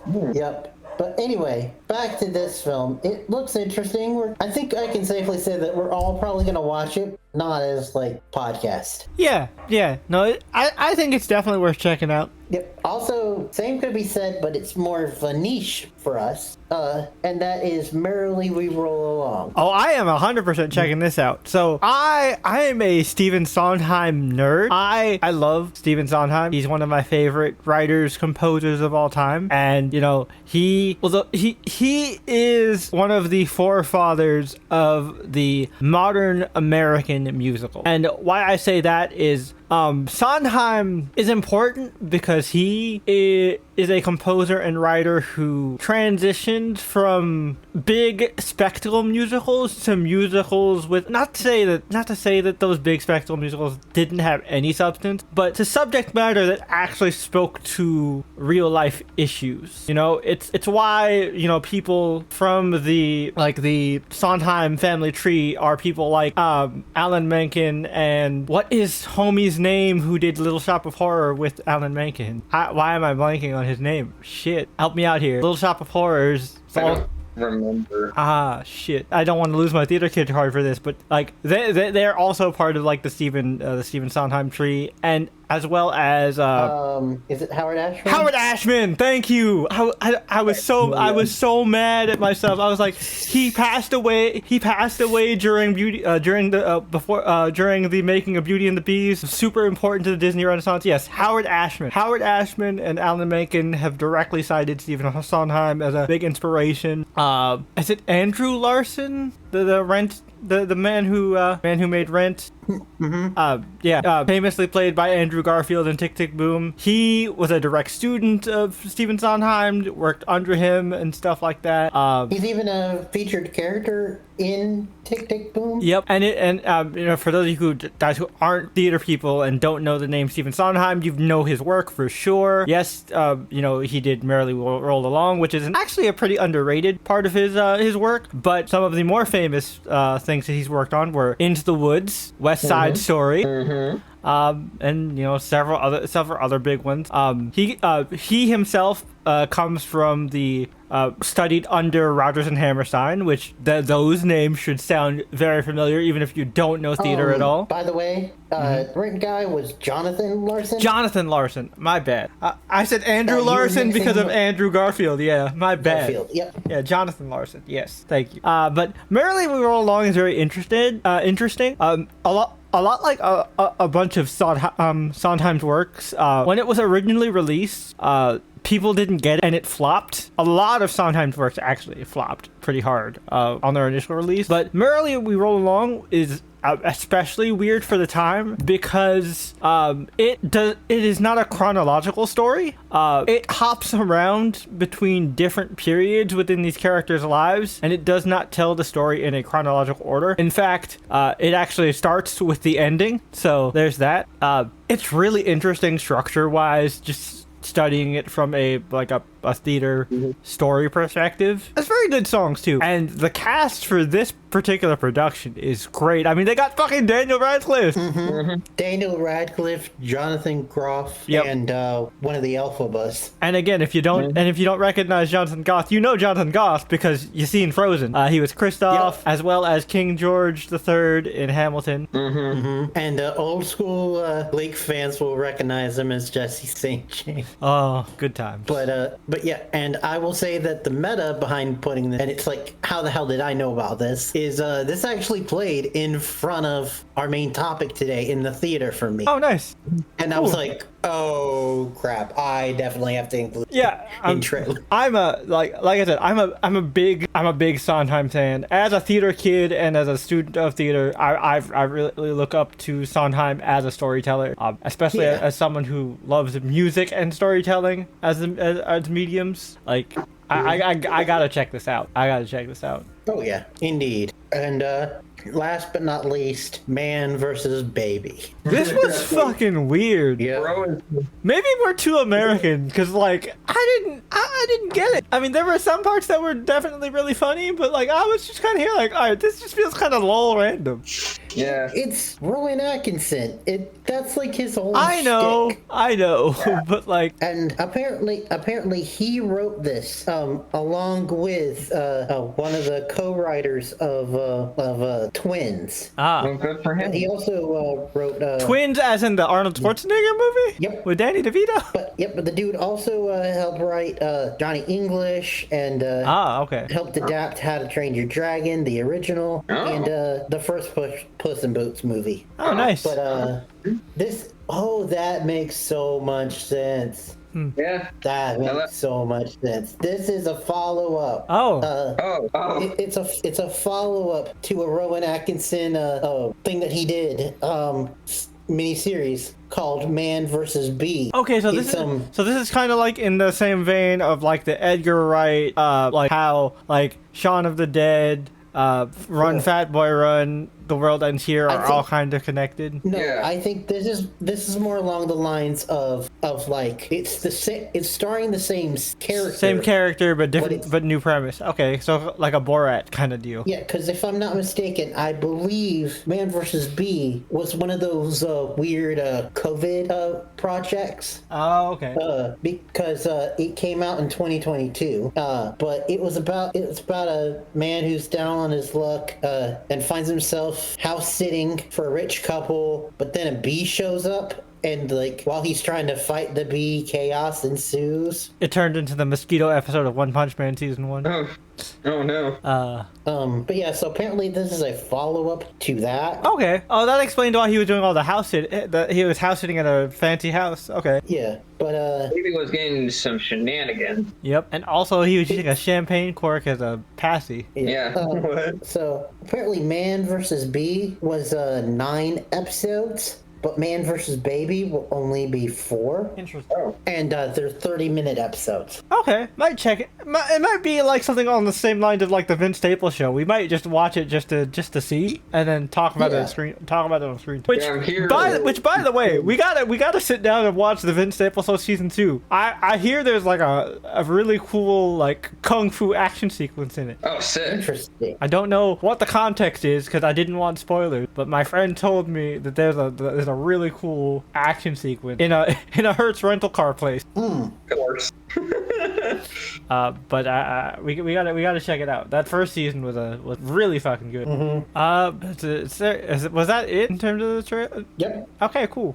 So yeah, overall pretty solid, but no big standouts aside from like the 3 of Dead Man's Wire, How to Make a Killing, and Merrily We Rolled Along. Yeah. I feel like those are the big ones that we think will be at least on the radar. Maybe not necessarily podcast covered, but like on our radar. Indeed. But yeah, now it is time to finally return to Oz and discuss Wicked for good. So we will go spoiler free, and then we will give you guys the warning and then jump straight into spoilers. I'll start, then we'll go to Tony, and we'll end with Brian, since like Brian is the freshest perspective. We'll do Brian last. So for me, I really enjoyed it, but I feel like, in my opinion, the first movie set the bar too high. Yeah, I think so too. It's good. Don't get me wrong. If you enjoyed the first movie, I think you will still enjoy the second one. And I think if you enjoyed The Wizard of Oz, you'll enjoy this movie. But I don't think it's as good. I think the first movie was a lot tighter for one. I think my biggest issue is that a lot of the important parts of the movie feel rushed. Despite the movie being longer than the first one, it still somehow feels more rushed. And because of that rushness, some of the songs lose their impact, at least for me. I won't go into detail because spoilers, but I feel like some of the songs lose their impact. And don't get me wrong, a lot of the songs in here are still very good. The soundtrack is solid. I mean, they're no slouches when it comes to putting those numbers together. But I don't know, none of them have as much impact as a lot of the bigger numbers from the first movie. We talked about Has Been last week, but I think it's kind of that same kind of case where songs are good, but in comparison to the first season / movie, where like you have so many iconic, quotable like bangers, it's just not the same. I don't know. And again, full disclaimer, I had to leave early because I had to catch my bus, so I missed the last like 15 to 20 minutes, but the guys filled me in, and I've seen the play itself like 5-6 times, so I know what happened. I also read the book, so again, know what happened. So don't think I'm like not able to give a full opinion, because I've seen like 85% of the movie, and I've read the book, and I've seen the actual play / show multiple times. So like I know my shit, so we're good there. But yeah, or you could say you know your shiz. I do know my shiz. I do indeed know my shiz. Which, by the way, just quick side note.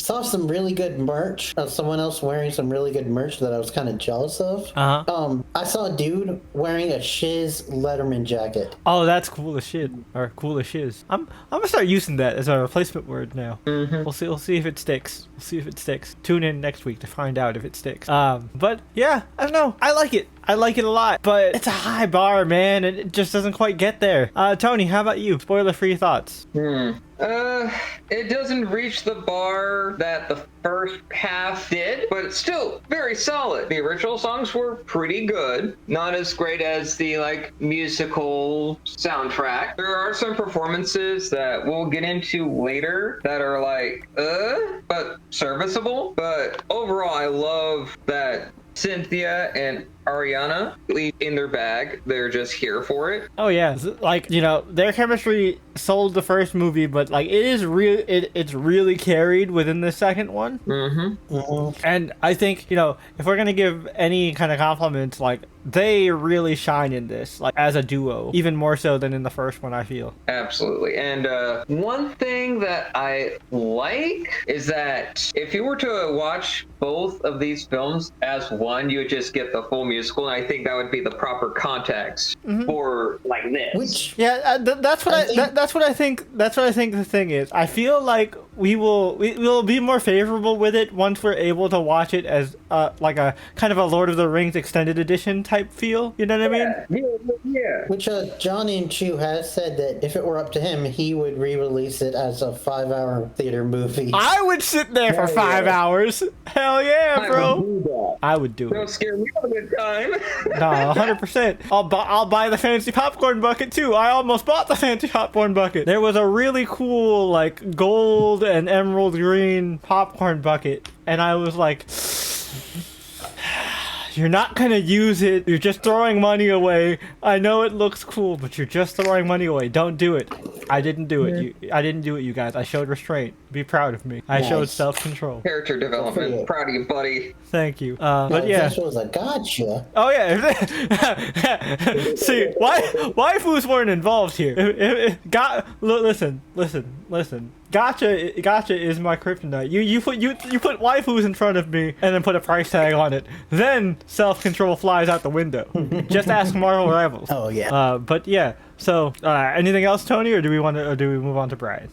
Okay, Brian, spoiler-free thoughts. I agree with what you guys have said so far. I think there's only one real song that sticks out for me, and that is, unfortunately, the one that Jay missed. I thought so. I was hoping for it, because that's my favorite song of the entire show, and that's the song that makes me cry every time. Oh, yeah. Because when they do, like, the little, is it a spoiler to say there's a reprise? No, it's not a spoiler. In the reprise, Ariana does do one of her whistles. Nice. But yeah, it's really good, but like I said, I think part of the reason why it is really good is simply because of the chemistry between these two leads. And I also think the cast overall just does a fantastic job. I mean, we didn't really highlight it as much, but we talked about it in the first video we did, the first podcast. Yeah. With like just even the side characters like Madame Morrible, Bach. I have to say his name with disdain because I fucking hate him. All my homies hate Bach. Nessa Rose, Fierro. All of them are great, and like the Wizard, my god, like Wicked for Good is like, I said this in the previous episode that I had a feeling that like the first Wicked was gonna be Elphaba's movie and For Good is gonna be Galenda's movie, but like this turned out to be Galenda and the Wizard's movie because like Goldblum, like he got a few moments in the first movie that were really good, but he like took it to the next level in this one. Oh yeah, because in the first one it kind of almost just felt like he was being Jeff Goldblum. In this one you really get to see like the like smart maniacal shiesty motherfucker. Yeah. But like you guys have said, similar to last week, really good, but not as good as its predecessor. Which I find it funny. David thinks we give out 10s like candy, and here we are, like, yeah, no, not as good. Which, that was the funny thing, is because went into this thinking that it might. Yeah. Right? No, again, because we had high expectations, man. Because the first one was, I like, you know, spoilers if you haven't seen our episode. We gave the first one, like, that was a across the board 10. Mm-hmm. I think that was the first time we had an across the board 10. Yeah. Because this was before we did because Wicked came out before we did Superman and Lois. Oh, Yeah. So yeah, that was our first across the board 10 ever. So like, you know, the first movie left a big impression on us. So to say that the second movie didn't reach the bar is not to say that the movie was bad at all. It's just that the bar was very, very high, man. You know, it's weird because in a similar vein, I kind of feel like this is like how people felt with something like, let's say, The Last Jedi. I wouldn't go that far. I feel like Last Jedi was way more polarizing. And Not Last Jedi. oh, you mean like Empire Strikes Back? The third one. Oh, Return of the Jedi. Return of the Jedi. You mean Return of the Jedi? Oh yeah. Okay, I can see that comparison. I understand. Yeah.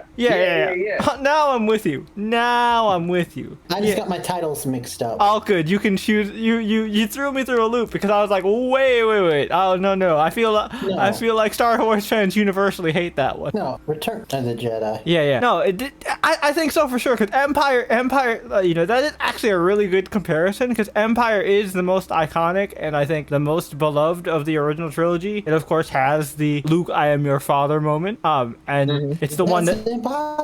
Yeah, it's the one everybody remembers and often misquote because, you know, I'm not gonna actually. I'll skip past it. I won't do the actually. I'm resisting. But often misquotes. Anyway, because it's definitely that kind of bar. Because especially because that first Wicked really set off like this like cultural phenomenon.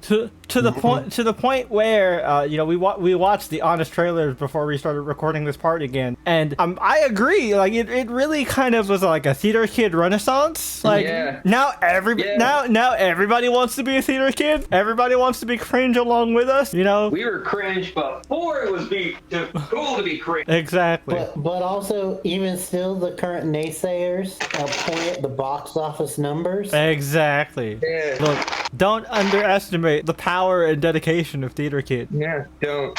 But also we Disney adults too. Yeah, I mean, to be fair, a good majority of theater kids are also Disney adults. Yeah, mostly because the Disney Renaissance was built off the back of musical theater. You know, going back to Ashman and Menken.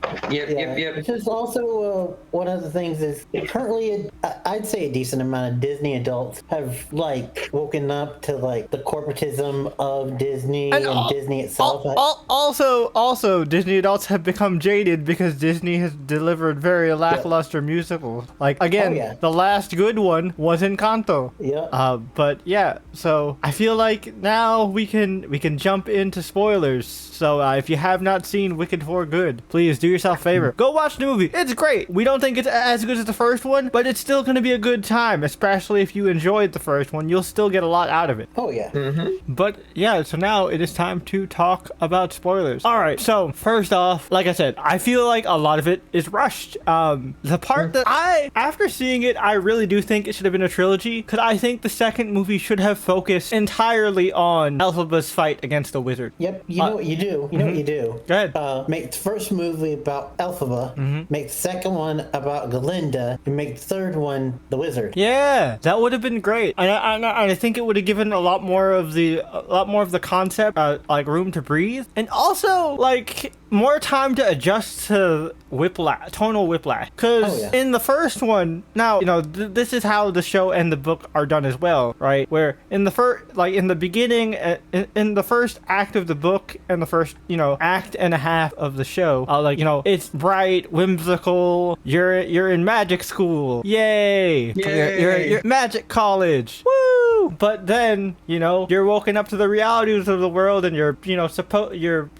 fucking deadbeat dad turns out to be a charlatan and dictator. Yeah, crazy. And so you rebel and you start fighting for animal rights, and find you connect with an old friend who at first was trying to kill you, but then he realizes what you're fighting for. You fall back in love, have a whole thing, and then it through no fault of your own, it's all taken away from you. Like, on paper, doesn't this sound compelling? It does, doesn't it? But they kind of fast forward through it. Oh yeah, to the point where I actually had to go use the bathroom, and I came back and told the guys, and I was like, I was only gone for 10 minutes, and they're like, but all the shit that happened in the 10 minutes. Yeah, no, that all happened in 10 minutes, Brian. Yeah. Yeah.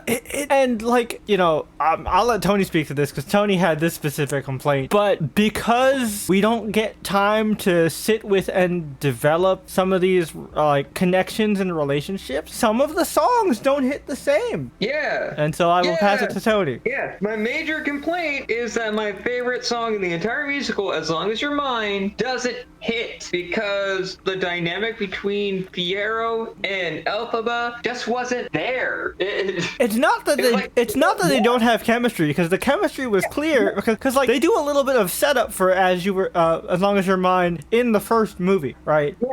Okay, this is going to be something really insane for me to say. It's I was excited to see this song because it's my favorite song in the musical, and it was the built-up and excitement and that edging part of it, and then to only have the end product be not as satisfactory. Oh yeah. No, I totally understand that. Again.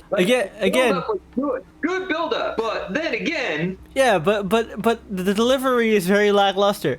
Because I think Cynthia Erivo and Jonathan Bailey have really good chemistry, but we don't get to see enough of their relationship to care as much. To the point where they try to shoehorn in flashbacks to the first film that didn't happen. Yeah, exactly.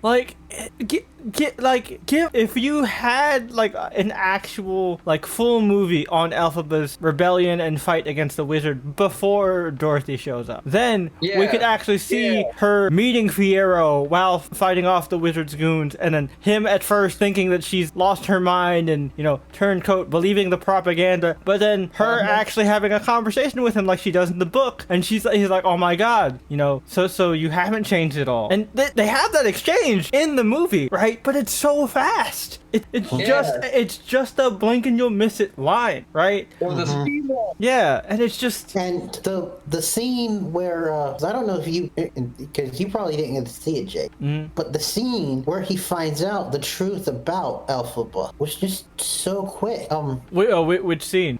Where he finds out the truth about Elphaba, spoiler alert, being his daughter. Oh, about Elphaba. We're talking about the wizard. Oh, I'm not talking about the wizard. I was talking about Fiyero. I was talking about Fiyero. Yeah, I was talking about Fiyero. My bad. Yeah, that's what we were talking about, for right? a second. It's okay. My bad. That happens. It's all right. All good. But yeah, back to Fiyero. That exchange of so you haven't changed at all. That's so important to both in the narrative of the musical and to the book.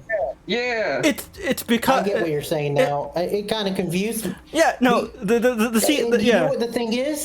You know what the thing is? Is because that scene was so quick, I had confused it for a different Exactly. scene. See what I mean? Yeah. And so the scene I was referring to is when he's an Emerald Guard, right? And he has her at gunpoint, and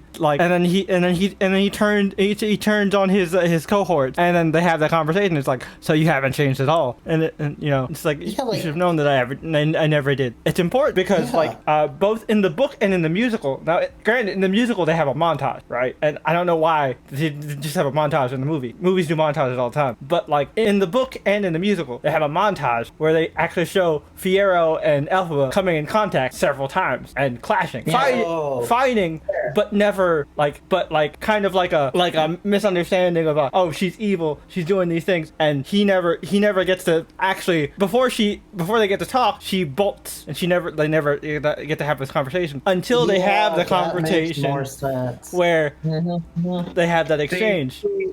Yeah, and that leads. And so it's more slow burn than exactly. This. Yeah. All of a sudden, turncoat out of nowhere, which is crazy. Which is crazy because when you think about it, the musical gives as much time to Fiyero Fiyero and Elphaba's relationship as the movie does, but the musical at least puts in stuff in between to make you care. Yeah. Why do the movie people care? Because Jonathan Bailey's hot? We get a hint of that is the backstage quick conversation that we see between Fiyero and Galinda after their when their engagement is announced. Yeah, like yes, that's there, and you can tell there's hints that he's in love with her, but like, and we know that from the first movie, but we don't have anything between him and Elphaba to really kind of push that in there. You know what I mean? Yeah, exactly. And it's the biggest part of this movie. I mean, the musical ends with them going off into the sunset.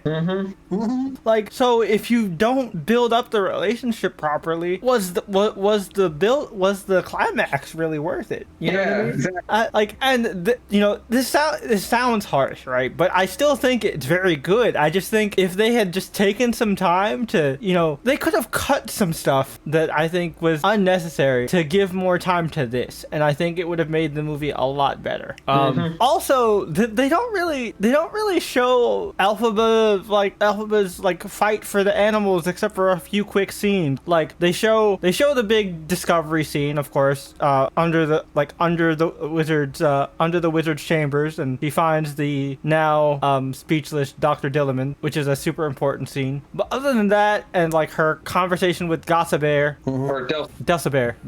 Yeah, Delsabear. Yeah, it's like under the Yellow Brick Road. Yeah, it's not like they don't really show as much. And like, now granted, I do appreciate it because it's not spoon feeding and it doesn't treat your audience like they're stupid. It lets your audience, he's letting it, like, Chew is letting his audience kind of piece it together themselves, and I do appreciate that. But also, I do think we should have gotten more scenes of that to really kind of show what Elphaba's fighting for. Well, also, you can tell me if this is in the musical or not, but the whole, like, just randomly also adding munchkins to it last minute. The Munchkins were involved in like the whole rights thing because, especially because of Nessa's oppression of Munchkinland. Because Nessa's oppression of Munchkinland is a part of the musical and the book because of her bitter heartbreak towards Vok. I meant Bach, not Vok. I was, for some reason, Hazbin Hotel crossed into my head again, and I was about to say Vox. But they combined into one being. They do kind of they do both give small dick petty energy. Yeah. But so I guess that's a good transition to talk about Nessa Rose and how fucking crazy. We don't like her in this house. Nah, but also like they didn't really build up to Nessa going crazy. No, it was just like oh, I'm crazy now because you left. Because before she was just kind of she was nice and naive and being led along, but like we never saw little subtle cracks of maybe she's a little unhinged now, like, and they kind of like sped it up to like, oh, reject me once, all right, now I'm gonna go full on yandere, you're not allowed to leave. You still get mad that I didn't let you in, and now I have access to a magic spell book, even though I have never done magic in my whole life. Yeah, I'm going to attempt to do magic to keep you to stay, which love magic is one of the most difficult magics, even if it is allowed, because in certain mythos, like Aladdin, it's not even allowed. Yep. Yeah. No. She just kind of flies off the handle, and like the crash out kind of like goes from 0 to 100. Like she didn't give me any kind of hints that she was unreasonable. Right? She seemed pretty level-headed in the first movie. Sure. Like again, I definitely, Tony talked about it off camera. I definitely think there's a lot of that internalized hatred and also being propped on a pedestal. I can see where it leads to this kind of crash out, but like they didn't show me any of the breadcrumbs to this crash out. Like there was a little bit of annoyance for Elphaba when they first entered the school, but beyond that, and like some pangs of envy towards Glenda, but like no more than usual, because I mean, who wasn't envious of Glenda like within that group, because she was just kind of the Regina George of Chiss. So, but yeah, I don't know, she was done dirty. Yep. Also, shout out to the homie Corey. Corey actually brought up this point as well that I think is actually pretty true. I wish they had also kind of leaned. I know both the musical and the book don't really rely on the actual Wizard of Oz stuff because that's the stuff everybody knows. But I kind of wish the movie changed that and showed showed more of the conflict that like Elphaba had, like dealing with Dorothy and kind of how much she sees herself in Dorothy. You know, this, you know, naive girl being used by the wizard and stuff like that. Even if we don't see much of Dorothy, I wish we had seen more of like Bach and Fiyero, because Fiero's turn in the musical kind of like comes out of nowhere at the end. Like, how do we know that you've been Fiyero this whole time? Oh yeah, you know, I'm just gonna help at the very end, and you know, make sure that me and my girl can make it out. But like, I don't know. I wish they had actually incorporated more Wizard of Oz elements, like the actual classic movie Wizard of Oz elements into this to make it a little different. Like, even you get because we previously talked about him, Coleman Domingo as the Cowardly Lion, but he says like what, 1 or 2 lines? Yeah, he gets one speech, like one little quick blurb before Bach goes on his crash out as the Tin Man, and speaks for him. Which, by the way, like why didn't we have a moment of Fiyero being like, "Hey, yo, bro, chill the fuck out, calm down," you know? Yeah. Because it wouldn't fit with the... Like, I get it. It doesn't fit with the musical or the book, but like, considering this is a movie, I thought that maybe like we'd get more homages to the movie. Like, one thing that I was hoping that we would get that we did not get in the musical, which I feel like is a wasted opportunity in the musical also, we did not get a recreation of the Fly My Pretty scene. Yeah. Like, I like just as this is more just small nitpicks, not like actual like big critiques, but as a fan, I wish we could have seen that. Yeah, like, I get what... In this movie, I think, Tony, you can correct me if I'm wrong, but I think we see Galinda weaponizing the monkey more than Elphaba. Yeah, no, I mean, Elphaba uses them a couple times. Glenda used. Well, I'm going off of musical. I haven't the part of the movie where she uses the monkeys. I didn't actually get to see. But Glenda only uses the monkeys like once or twice in the music. Like for the most part, they're under the control of Morrible and the wizard, and then once Elphaba helps to free them, they're under Fiyero's protection, and then Fiyero has them swear allegiance to Elphaba. That seems about right. Yeah, it's just after Elphaba is presumed melted, dead. Yeah. Galinda takes over for commanding them. I don't think that's what scene meant, Brian. Is like, you're free now. Do what you want. Yeah, but the scene with Madame Morrible? Yeah, to imprison her, then they're probably gonna be like, okay, we did this job for you. We out. Yeah, I feel you. I think that was more of a do me a favor before you bounce. Yeah. Because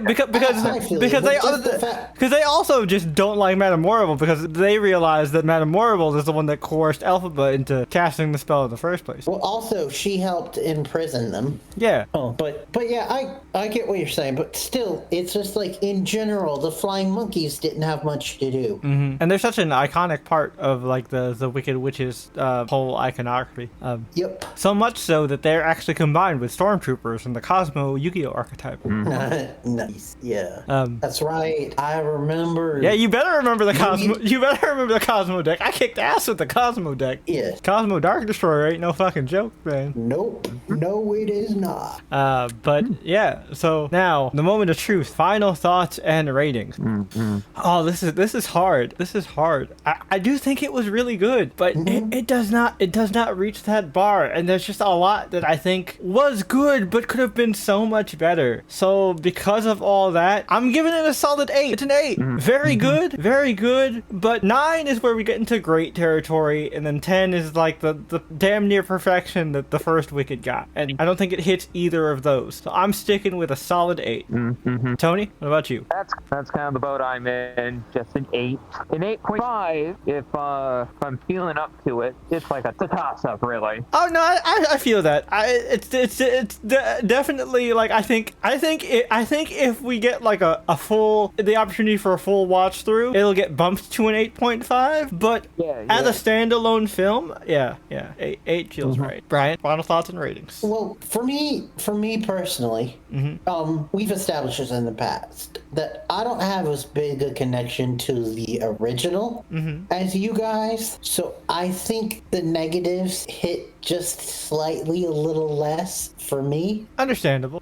Yeah. So I think sticking with my guns, I'm gonna go for 8.5 for me. All right. Okay. So we're still within the same general ballpark. Yeah. All right. Cool. And this kind of reminds me of old school Channel Chaser days. Because when we were first starting with the three of us, we got into a streak where it was Jay and Tony had the same exact score, and then I had 0.5 buff. Yeah. Yeah. That was a pretty common trend. Yeah. But yeah, so that concludes our review of Wicked for Good. Not quite as magical as the first one, but still a great time. Yeah, Brian, why don't you tell the lovely folks at home what we will be covering to win their hearts over next week on the podcast? All right. Well, hopefully a more time with the main couple, because we are doing Fragrant Flowers Bloom with Dignity. Which I'm so excited for. This show is so fucking cute, y'all. If you like romance anime and you haven't seen it yet, go watch it before this episode, catch up so you can join in with us and just enjoy these adorable little cinnamon rolls just be awkward around each other. Yep. Just two Brians falling in love with each other. Two Brians falling in love. That's a premise. It's true though. It is very true. We'll get into it when we get to the episode. But that's actually how we pitched it to Brian. And after Brian watched it, Brian agreed. So I'm definitely First I was like, nah, and then I started watching. Yeah. We've also figured out which of us in the friend group we all Tony and I represent, which was a funny conclusion. Yep. But we'll talk about that soon. So until next time, we hope you guys had a magical holiday. We are recording this pretty straight after Thanksgiving, so if you celebrated it, I hope you had a great time. I hope you were well fed and got to spend some good quality time with friends and family, or at least hid somewhere away from your friends and family while eating yourself into a coma. But hope you guys enjoyed, and we will catch you guys next time. Peace.